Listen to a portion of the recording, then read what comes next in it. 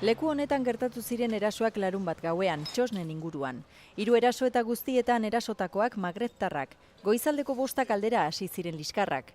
Inoiz baino lapurreta gehiago izan dira jaietan, 2 egunetan 100 baino gehiago alegia. Horrek berotu zuen giroa antza. Karteristak zirelakoan lagun batzuek borroka hasi zuten Magrebeko zenbait mutilekin. Hauek buruan zauriak eta gorputzean hainbat kolpe jaso zituzten. Gauza bera gertatu zen minutu batzuk geroago beste 3 magrebtarrekin. Lapurrak zirelakoan eraso zieten eta horietako 2 ospitalean bukatu zuten. Tentsio uneak bizi ziren 100 bat lagun ere beraien atzetik segika izan omen zirelako. Oraindik ez dute erasotzailerik atxilotu eta zaurituak lapurretan zeuden frogarik ez dago. Larunbat gaua korapilotsua izan zen Algortako festetan. Izan ere Algortako kale honetan goizaldean sexu erasoa egin ziotela salatu zuen 50 urteko emakume batek. Gertatutakoa argitzen dihardute oraindik. Ertzaintzak gertatutakoa ikertzen duen bitartean udalak, berdintasun kontseiluak eta jaietako batzordeak kontzentrazioa deitu dute.